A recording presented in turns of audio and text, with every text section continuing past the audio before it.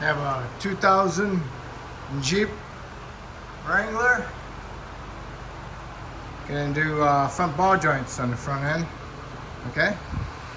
So what you want to do is jack it up, support it, remove your tires, and then you want to remove your tie rod end off your knuckles on both sides. It's got a cotter pin. Remove the cotter pin. Remove the nut. And then you need to smack the knuckle right here with a mini sledge. Break that taper. Careful not to hit the boot. Sometimes it's hard not to. But hey, see how good you can swing that hammer.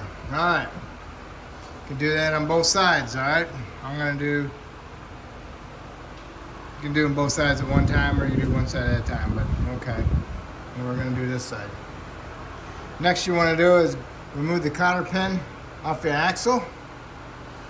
Once you get that cotter pin out, you got your little castle. And then underneath the castle is like a wave washer, acting like a spring, okay? Then what you can do is get yourself a nut socket to fit on the nut. This is a 36 millimeter. Fit on there. And remove your drive axle nut. Okay? Okay, you got the drive axle nut off. There's a washer that goes underneath it. You want to remove that also before it falls on the floor and you can't find it. Alright, next you want to remove your caliper and brake pads and then your rotor. Okay, so you got to remove your caliper slide pin bolts. And mine are 12 millimeter. Okay, sometimes they're a 10, sometimes they're a 13, but mine are a 12.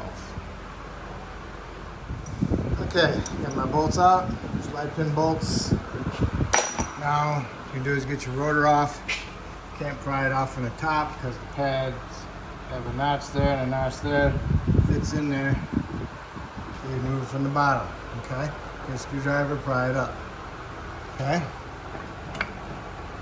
Once you get it off, you're going to need to set it aside, hang it somewhere, okay?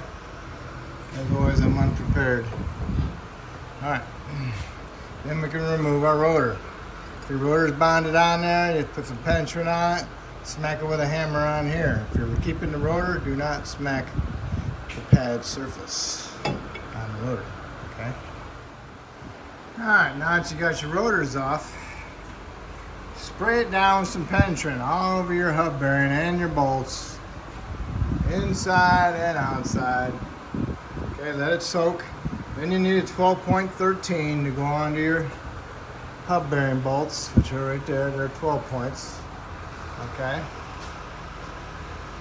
You might want to wait a while for the penetrant to set in before you try getting them off, because these are 12 points and they just might round off. Okay. And probably should use a breaker bar. See if you can break them loose, because sometimes when you use an impact, you just might strip them off. Okay? Okay, now that you got the bolts out of the hub bearings, now you need to remove your hub bearing off of the knuckle. And one thing to make sure is to see if the shaft is free from the hub bearing itself. Tap on a little bit with the hammer just to see if it goes in a little bit. Otherwise, you'll have to pull the axle out with the hub bearing when it does come apart. If you have a hub tamer to remove your hub bearing, it grabs on this and pushes against the axle.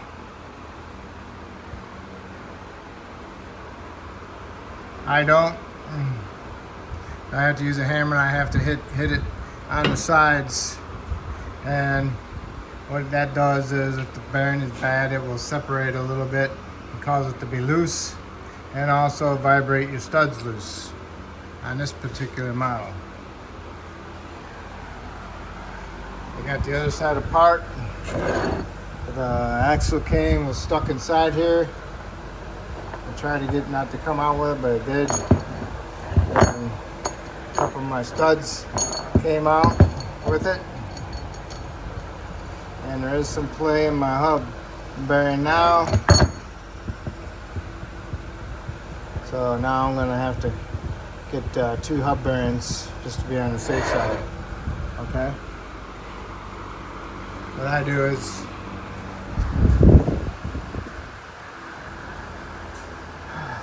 I hit it like this.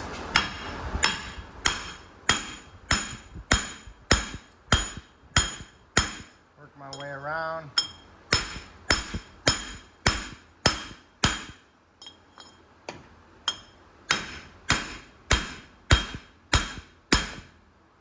Okay.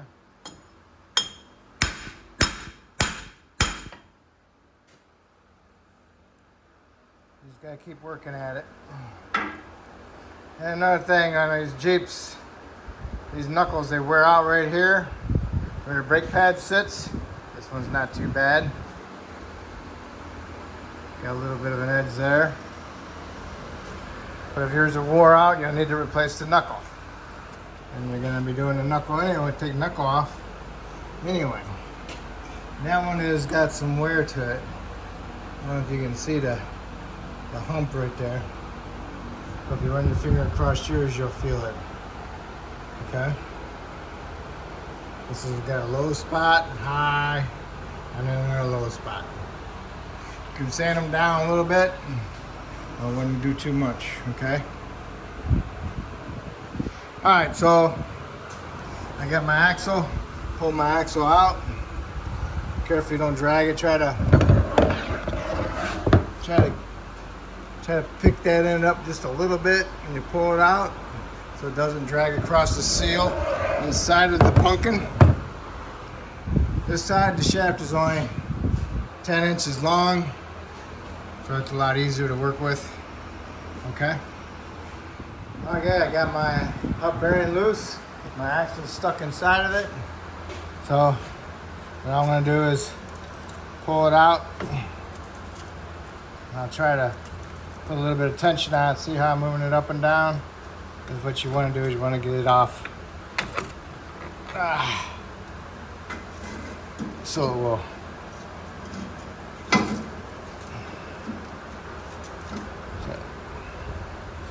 Alright. So not drag across that seal inside there. It's almost impossible, but sometimes it'd be nice to, at least you tried, you know? Then you want to check your U-joints. Make sure they're not loose or binding. If they're good, then they're good. If they're binding, now's the time to replace them. Okay?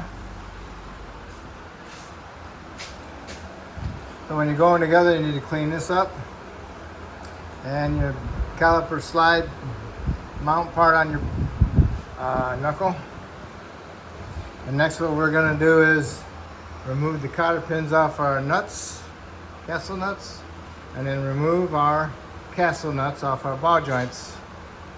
And then just have this one on there by just one thread so you can smack the knuckle with your mini sledge to break the taper loose on them. Instead of wasting a bunch of time with the cotter pins, I always, since I'm getting new ones anyway, put the socket over it, break them loose, the nut will just cut the cotter pin right off, so no biggie. Alright, there's the cotter pin, put the socket on there, cut it right off, okay? I'm not reusing it anyway, okay? So that lower nut, pretty sure these are original, was 1 1/8 inch. Okay. Now for the top one, you can get a socket in there, or you just put a wrench on there and bust it loose, and then you can get a socket with an air ratchet and undo it. What I do is I put a wrench on and I hit it with my hammer. Keep doing that. Keep resetting my wrench, hitting it with the hammer. It gets a lot easier to do. Okay? I could probably find a socket on my air ratchet and undo it now. Or a swivel. Use my impact, and it's a 7/8. Okay, I have my nuts off. I put my nut on the top one, just started with a thread. Smacked my lower knuckle. See, you can kind of tell when they break taper because they change the sound when you hit.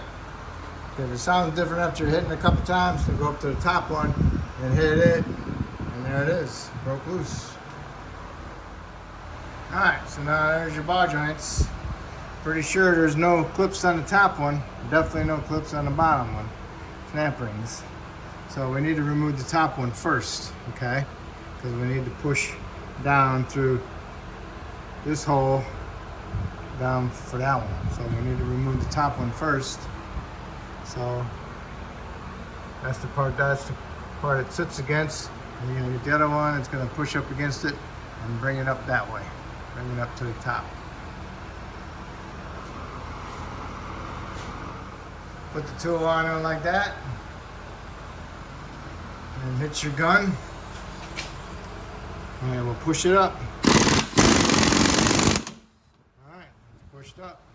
Now I'm gonna remove my tool. And I'll just finish knocking it up with my hammer. Okay, that's what it looks like, okay? It's almost there. I didn't use the deep one from my other kit. I just used the standard one with the standard kit. So, but I can use I might have to get the other kit out, who knows. You can use an impact chisel and finish picking it up. Okay? Okay, brought out the other kit, so I need this one for the bottom one, okay? Goes over, perfect. Fits on and housing assembly good. Now I just put my tool on it and press it down. Okay, make sure it's nice and flat on your tool too, okay? There we go. Pushing down on it. Sometimes you have to heat them up around here and it expand and that help push that ball joint right out. Alright, I had to put my MAP gas on it. MAP gas is a little bit hotter than propane and it finally budged. Popped. Boom! And yeah, scares the crap out of you. Alright, so now everything's nice and hot. I heated this all the way around it for like probably 5 to 10 minutes. Okay, so now I can go ahead and finish taking it through. Okay. Okay, here we are. Now you just do is clean them up, and then you got to work on pressing your new ones back in. Do it the same order, same way. First, second, okay? First, last, how's that? All right?